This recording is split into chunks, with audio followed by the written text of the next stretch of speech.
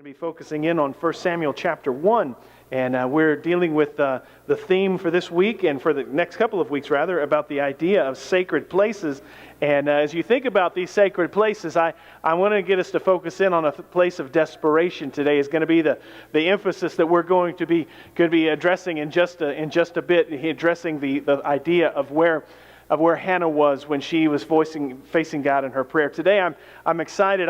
Last week, you noticed when we started this, I had two people share testimonies in light of their story of experiencing God in some sacred places. Josh, you did a great job, and Jordana, thank you for stepping up. And today, you're going to hear from Ann Dancy. She's been one of our elders, and if you've been a part of our church for a long time, you may have met Ann before, and she's going to share in just a few moments. And then there's a new fella right behind Ann. His name is Claude Bowen, and he's new to our congregation. And I have this thing that if I send out an email and you respond, I really might ask you to stand up and read it. And Claude told me, he said, David, I might be careful about what I respond in the future. But anyway, he shared something very powerful, and I'm excited to have him share with you in just a few moments. When we think about sacred places, we a lot of times think about this spot. We think of Jerusalem, and we think of how sacred and how holy and how set apart this city is. And if you've had the opportunity to visit the holy city of Jerusalem, man, it's awesome. I love it. For many people in our congregation, and we've got a bunch of folks who call Jerusalem home. And so their families are from Jerusalem, and they don't see it just as a sacred city. They see it, that's the home of their families. Other people look at Jerusalem, and they see it as a place of mystery and a place of magnificence and a place that's amazing. And all these superlatives that you could say about Jerusalem, that's what comes to mind. And when you look at this image, and whether you see it on CNN or Fox or NPR or wherever you see this image, most of us think of that specific spot.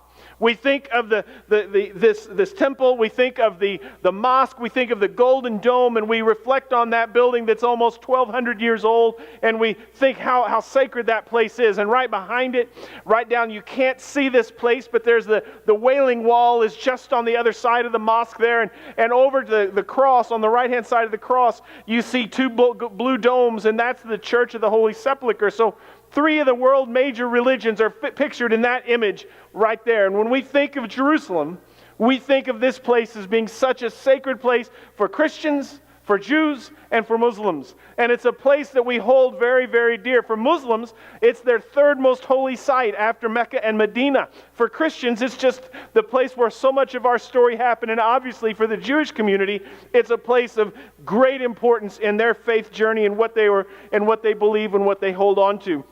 Many of us have wanted to see or go into that dome that you're looking at, and now it's off limits to people who aren't of Muslim faith. But if you go into that dome area, you will see this rock. And that rock is at the center of the dome, and that is called the foundation stone. That is where the Jewish community believes that the creation of the heavens and the earth started. That is where it all began. That's where Adam was created. This is the place that we call Mount Moriah when Abraham got ready to sacrifice Isaac. This is the spot that when the temple was built, that right over this spot was the Holy of Holies. This is the most sacred real estate for the Jewish community in the world. In the Muslim tradition, this is where Muhammad stood when he had his sacred vision of going up into heaven. But for the Jewish folks, this place is just it. In our Christian tradition, it's just the place of the temple, and we don't get real excited about this, but we do go visit this place. That's the Wailing Wall. Many of you have visited the Wailing Wall, and the reason the Wailing Wall is so significant for the Jewish community and the Christian community is that wall, the Western Wall, is the closest you can get to this stone. And so people believe that when you're praying at the Wailing Wall, you are in close proximity to God, that your prayers have a greater chance of being heard, your requests, etc., etc., etc. But the fascinating thing about going to the Wailing Wall or finding your way to Jerusalem or visiting any of the holy sites of the Holy Land, you don't need to go to those places just to meet God, just to have God hear you, just to have God seek your face or hear your voice when you're in a difficult situation. The reality is, we don't have to get on an airplane and fly 12 hours to Jerusalem to meet God in a special way.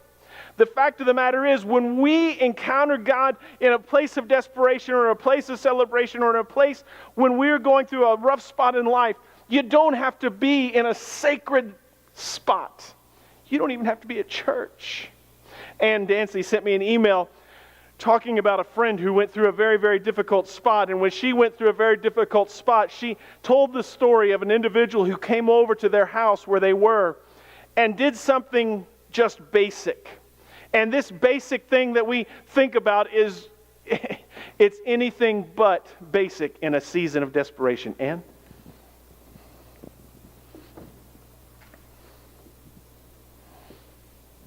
I'll start off by saying this is a very sad story, so hang on to your chairs. I know God's divine intervention was in the midst of this time. While still working, I had two dear friends that I traveled with periodically. We would take a long weekend and go to Charleston, or we'd go to Massachusetts or Savannah. We all had different personalities, but it worked out extremely well, and the trips were always fun until this tragedy. On this particular trip, the worst thing that could happen to a parent happened. Karen's daughter, 14, committed suicide. She was on medication for ADHD and overdosed. We got the call at the hotel where we were staying. Karen collapsed in my arms, and I remember speaking with her husband on the phone and him saying, "Ann, just please get her home." We immediately threw all our clothes in our suitcases while the hotel made the flight arrangements. I called a dear friend of mine, Betty Waterfield. Some of you might know who that is, that used to be here. And I said, "Betty, you've got to pray us home." I found that I could not pray. I just didn't have the words. She assured me that she would and would call a few other people also. She also contacted my husband, Bill, so he could go be with the Father. How it worked out, I'll never know, although I do know. The hotel found a flight that left within just a couple of hours, and we were driven to the airport within a short amount of time. We had a connection through Atlanta. If you've ever been through a connection to Atlanta, you know that's not where you want to go through. It's the worst airport to travel through. Everything worked perfectly, the flights uneventful, and the connection on time. We arrived at Karen's home later that day where Karen had a very sad reunion with her husband and her other daughter. Our other traveling friend, Susan, and I stayed the week at Karen's home to answer the phone, help make funeral arrangements, fix meals, whatever was needed to help this grieving family. I remember one evening when the house was quiet, Susan and I embraced each other and cried together. Susan said to me, "Ann, I am so angry with God right now." My response was, "Susan, God didn't do this," but neither of us could pray. I still knew that God was there. The next day, it was a beautiful spring day, the family went to the funeral home to see their daughter. Susan and I were sitting in the kitchen area talking when there was a knock on the door. A gentleman introduced himself as a co-worker of the father. He came in and talked with us and mentioned that he was a Christian and attended a Baptist church in Leesburg. He asked if there was anything he could do for the family or for us. I said, "Yes, you can pray for the family, and please pray for Susan and I." His prayer was simple. I don't even remember the words he spoke, but it brought peace to both of us at a time when we were trying to cope with such grief that I hope to never have to experience that ever again. After the prayer, I knew God's presence was in that home, and He would see us through this tragedy. To this day, I thank God for Him placing that man at the perfect time to minister to Susan and I so we could continue to minister to this grieving family. Thank you, Ann. When you think of this story, this is not if you take my sermon, you have to continue preaching. That's fine. Okay. Just letting you know that. But when you think of this story, that isn't Jerusalem. That's not Bethlehem. That's not a church. That's a home where people are grieving and people are in pain and people are broken. And this guy arrives and he doesn't know what he's going to do, but all he does is pray. And in that moment of prayer and in that moment of desperation, God used that fellow who she doesn't even know his name to bring peace and to bring healing and to bring hope. Now, I don't know what grief and what pain and what struggle and what heartache you have been going through or you have faced or where you've been. But my guess is God has sent somebody somehow, some way to come alongside of you and meet you in a sacred spot to give you some hope and some strength and some peace. Now, I'm going to start reading in 1 Samuel chapter 1 and verse 4. And the screen's going to come up on verse 9, but I want to give a little bit of background. The Bible says this in 1 Samuel chapter 1, verse 4. Whenever the day came for Elkanah to sacrifice, he'd give portions of the meal to his wife Peninnah, to all her sons and daughters. But to Hanna he gave a double portion because he loved her, and the Lord had closed her womb. And because the Lord had closed her womb, her rival kept provoking her in order to irritate her. This went on year after year. Whenever Hanna went up to the house of the Lord, her rival provoked her till she wept and she wouldn't eat. Elkanah, her husband, would say to her, Hanna, why are you weeping? Why don't you eat? Why are you so downhearted? Don't I mean more to you than 10 sons? And once when they had finished eating and drinking in Shiloh, Hanna, she stood up, and Eli the priest was sitting by the chair at the doorpost of the Lord's temple. In bitterness of soul, Hanna wept much, and she prayed to the Lord, and she made a vow, saying, O Lord Almighty, if you will only look upon your servant's misery and remember me, and not forget your servant, but give her a son, then I'm going to give him to you, to the Lord, for all the days of his life. And no razor will ever be used on his head. And as she kept on praying to the Lord, Eli observed her mouth, and Hanna was praying in her heart, and her lips were moving, but her voice was not heard. Eli thought she was drunk. And he said to her, how long are you going to keep on getting drunk? Get rid of your wine. Not so, my lord, Hanna replied. I'm a woman who's deeply troubled, and I've not been drinking wine or beer. I've been pouring out my soul to the Lord. Don't take your servant for a wicked woman. I've been praying here out of my great anguish and grief. And Eli answered, go in peace, and may the God of Israel grant you what you've asked of him. And she said, may your servant find favor in your eyes. And she went her way, and she ate something, and her face was no longer downcast. And early the next morning they arose, and they worshipped before the Lord, and they went back to their home at Ramah. Elkanah lay with Hanna his wife, and the Lord remembered her. So in the course of time Hanna conceived, and she gave birth to a son. When we see this story, and it's a longer story than we typically read, but I want you to get a little bit of the background and what's going on here. The family was in a place called Shiloh. And as they're visiting this place called Shiloh, this is the spot that the Israelites had placed the Ark of the Covenant, and they built a tabernacle where they went to worship. This is about 400 years, this is about 100 years before King David comes along and they build the temple in Jerusalem.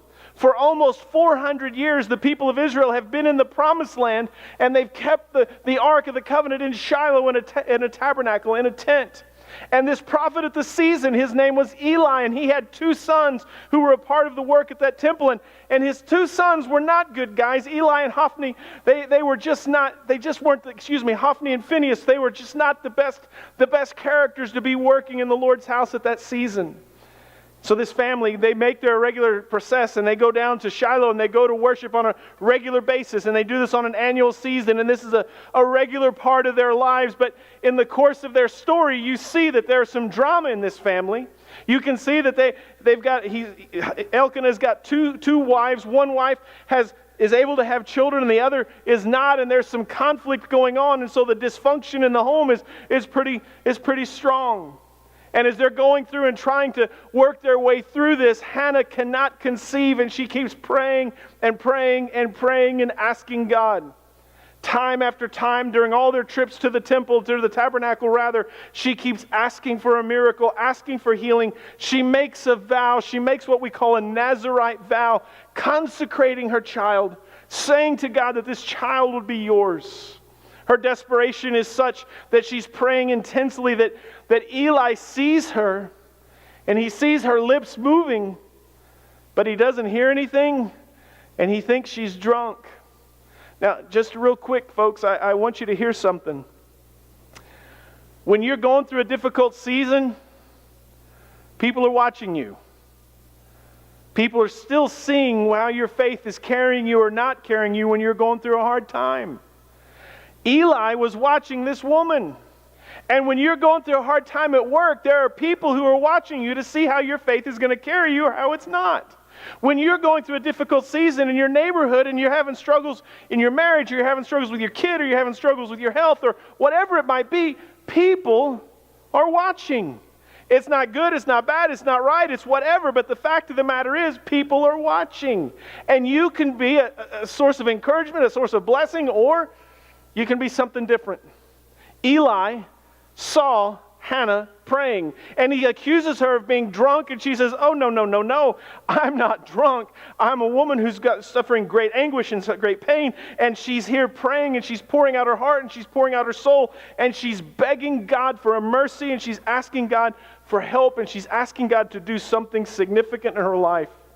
In her desperation, she's acting in faith. In her desperation, she's asking for God's favor. In her desperation, she is seeking something to hold on to.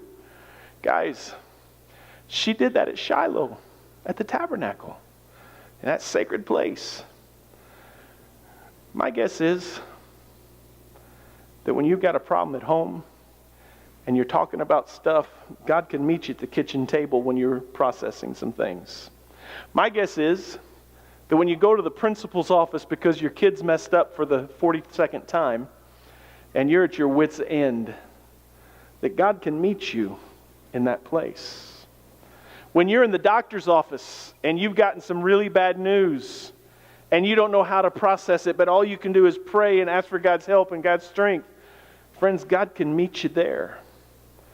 When you're in your lawyer's office and you're getting ready to sign the papers to end the marriage, and in the midst of unbelievable pain and brokenness, God can meet you there. Hannah reminds us a beautiful picture that God doesn't abandon, God doesn't forget, God doesn't walk away. And as she's saying this to the priests, and she's saying this to the prophet Eli, he does something that I really, really, really appreciate.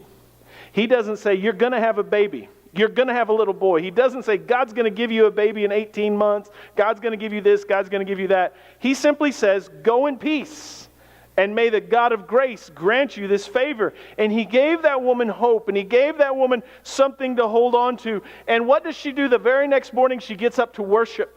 She gets back up and she continues to go. When we think of Hanna, we got to think about this picture of being persistent in our faith journey, of continuing in the way in which we walk and we believe, of continuing in the story of what we believe. That's kind of the picture of what we have.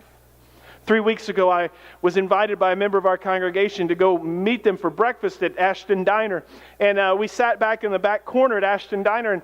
And when we sat down and ordered, I knew that this person hadn't been feeling well because they've started wearing a wig. And anytime I see somebody wearing a wig, I got a pretty good idea something's up that's not real good. And so we started talking, and this person told me, they said, Pastor, I was just diagnosed with pancreatic cancer and I'm not going to survive the summer. And you could have knocked me over when they told me that, because other than the wig, they looked fine. And I couldn't respond. I said, what? Words wouldn't come out. And this person said to me again, my cancer is not presenting normally. I've got no pain, but I've also got no appetite. Typically, a person who has pancreatic cancer is racked with pain. It's horrible, horrible, horrible. And this person's not presenting with pain, but it's just not real good. And this person said, sorry about that, this person said to me then, said, I need you to pray for me. And I reached across to hold her hands, and I was crying so hard, I had no words. Nothing would come out. Literally, no words would come out. And we sat there in silence until this person just started praying for both of us. And I just sat there and had tears rolling down my food.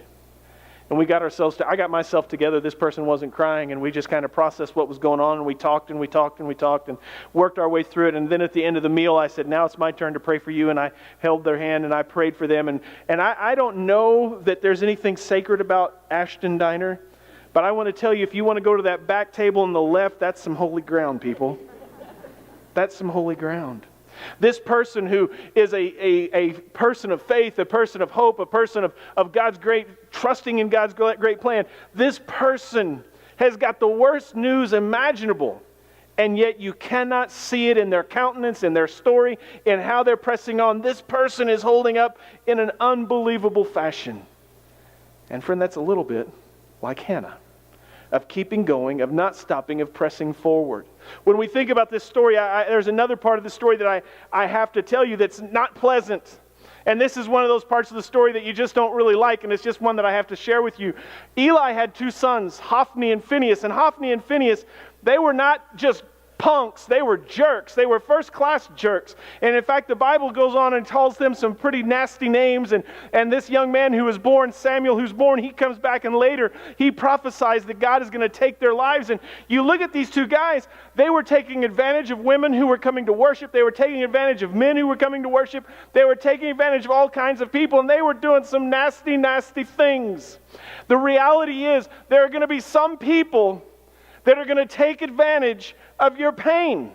There are going to be some people that are going to take advantage of the struggle that you go through in life. There just are. And some of them are going to be cloaked in a clergy outfit. Some of them are going to be on television asking for your money. Some of them are going to be writing books that you read and you go, holy cow, and I go, holy cow. And you've got to recognize that some people that are out there in the religious realm are not the best. They're just not. I received this flyer a number of years ago. You can't see the date on it. It was in 2012. And it was an invitation to a pastor's conference. Now, I get lots of invitations to pastor's conference. Rick Warren called me to go fly out to California this past week. And he said, I'll take care of all your expenses. Just come on out there this week. It was David Shawn, rather, not Rick Warren. But it invited me to come out there this week. And I just can't do it. Lots of invitations. This is an invitation to one that I didn't go to. Annual pastor's conference. All white Christians invited. Oh boy, that's the place I want to go to, right? And you go through and you start reading through this and you can't read the names, but there's a pastor on here that's just 30 miles away from us in Sterling, Virginia. On July 4th, this is what they're going to do. July 5th, this is what they're going to do. On July 6th, this is what they're going to do. And at 9 o'clock, they're going to end the gathering with a sacred Christian cross-lighting ceremony, but only white Christians are invited to this. Friends, there are some people in the religious world that just aren't very nice. And they're following some pretty sad ways. When our group was in Guatemala just a couple of weeks ago, we stay in we stay in this little boutique hotel, and the dining area is just tiny, tiny, tiny. And you can, whether you want to or not, you can overhear conversations and you listen to people and you hear what's going on. And it's not that you're being nosy, it's just that when you're sitting 2 feet from somebody, you can't avoid their conversation. I was sitting and listening to a breakfast conversation with a group that was from another congregation, another part of our country. And this group had a family that was a minority family. They were from India. And this family, they were Christians, but they practiced some different types of dietary customs due to their background. And the people at this table who were a part of their church could not shut up talking about this family. And I sat there just astounded and amazed, listening to them talk about people from another culture. And I wanted to say, what's wrong with you? And friends, it's hurtful and it's painful. If you read the Washington Post this morning, you can read about a Baptist church in another part of our country that said this, the front page of the Washington Post. Love thy neighbor. What does that mean? That means love thy American neighbor. Welcome the stranger. What does that mean? That means welcome the legal immigrant stranger. The Bible says, if you do this to the least of these, you do it to me. Well, but the least of these, in what the Bible means, is Americans, not the ones crossing the border. And I scratch my head. And I say, friends, we still got some work to do. I scratch my head and I say, friends, we've got some issues that we still have to work on. You see, the story of Hophni and Phinehas and the reality of what they presented, it's sad. It was sad then, and it's sad now. And why I'm saying this is, there's sometimes people that will take advantage of your pain. And they'll take advantage of your desperation. And they'll take advantage of your brokenness. And you've got to pay attention to who you talk with and who you listen to. When Hanna spoke with Eli, and Eli engaged her, he said something very important. He said, may God grant you your request. He did not say, God is going to give you a son. He did not do that. He said, may God grant you this. Go in the favor of God.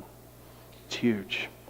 There are going to be days when you and I, your friends and your family, people that you love, are in a very dark spot. It's just the reality of life. And when you get to those dark spots, you have some choices to make. You can be angry. You can be frustrated. You can be disappointed. You can be bitter. You can be irritated with God. You can do all kinds of things in your frustration with God. And guys, I understand we have to go through those emotions. But if you stay there, that's a significant problem. Maybe the way that we can consider this is to consider just a little bit from Hannah's message and reflect for just a bit of what it looks like from her. And how she was persistent in her faithfulness, how she continued to worship, how she continued to gather in prayer, how she listened to wise counsel, and how she held on to hope. Friends, that's a picture that we can follow as we think about sacred places and sacred spaces where God meets us. There's a great story in the book of Exodus when Moses was leading the children of Israel out of bondage, where they were waiting on the Red Sea and they were getting ready to get decimated by the Egyptians, and the Egyptian army was coming behind them and they didn't know which direction to go. And Moses said to the people, he said this, Moses spoke to the people, "Don't be afraid. Stand firm and watch God do His work of salvation for you today. Take a good look at the Egyptians today, for you're never going to see them again. God will fight the battle for you, and you keep your mouth shut." Sometimes our faith story is simply just walking and taking the next step of faith. Sometimes it's like David, when we've been stuck in the muck and the mire of life, when we've been down in the gutter, when we have been in a bad place. This is the reality. Would you guys read this text out loud with me, please? "I waited patiently for the Lord, and He turned to me and heard my cry. He lifted me out of the slimy pit, out of the mud and the mire. He set my feet on a rock and gave me a firm place to stand. He put a new song in my mouth and a hymn of praise to our God." This picture of King David, when he was in a very dark spot, in a very difficult place, he asked God for grace. And what does the image say? God pulled him out of the muck and the mire of life. You been there? You've been in that place? Have you cried out? Are you there now? Claude Bowen shared his testimony with me in an email, and I asked him to come and share this. And this is not an easy testimony for him to read. And I'm excited for him to share this with you because, come on up, bud. I'm excited for him to share this with you because I believe his message is one that can give hope and strength for the journey. Go ahead. Thank you. Thank you, and good morning. When David sent the request, the following is what I sent him. My sacred place was not so much a physical location at a discrete point in time. Instead, my place was an acute segment in a distressing season in my life's journey. I met my ex-wife at the beginning of 10th grade in 1978. We parted ways in December of 1980 when her father retired from the Army. I reconnected with her in the winter of 1994, right after my father had passed. We married in August of that same year. Fast forward to 2015, our marriage fell apart abruptly. She departed the house Christmas week of that same year. The house at the time was the one we had built together and lived in since October of 1996, over 19 years.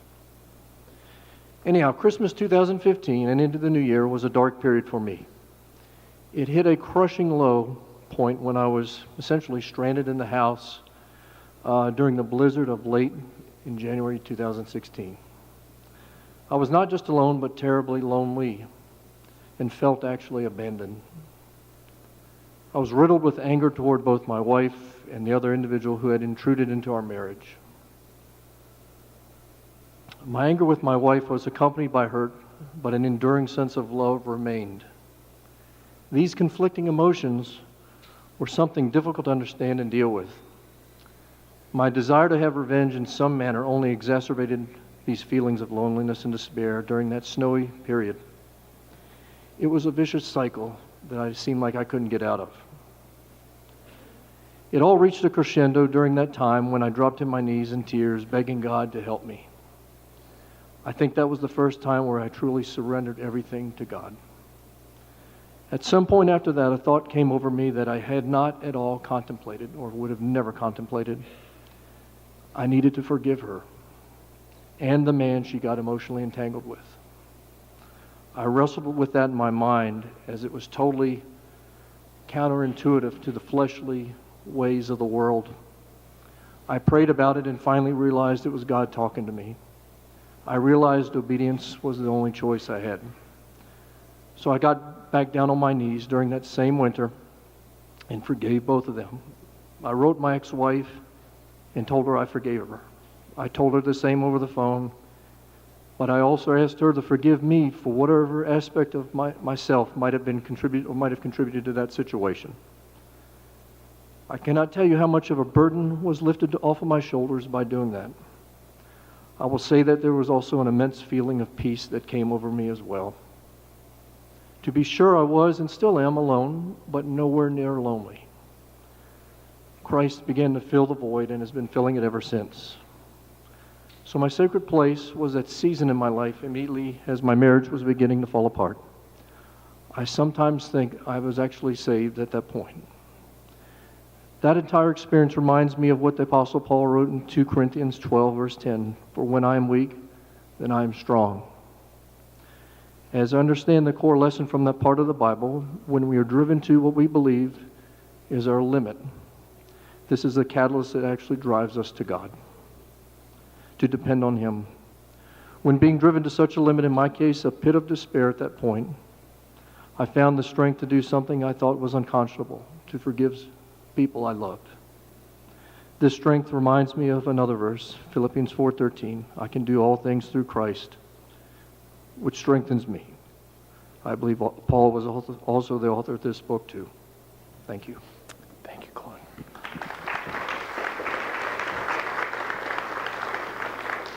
Sacred places. I don't know if they're found in Jerusalem, or maybe his home in Warrenton, or maybe the home where Ann was when that person showed up, or maybe 100 different places wherever you might have met God in a desperate season. If you're in that place, maybe this altar, this place could be a spot that would be sacred to you to meet God in this day of desperation, in a season of desperation. We learn from Hanna, you persist in prayer. You don't stop. You seek wise counsel and you hold on to hope. Wherever you are, whatever's going on, Jesus will meet you here. Would you pray with me, please? Father, we are grateful. We are grateful for your presence in the midst of the darkest days imaginable. Father, I can't even begin to comprehend what Ann and her friends had to address as they cared for a friend who lost their daughter to suicide.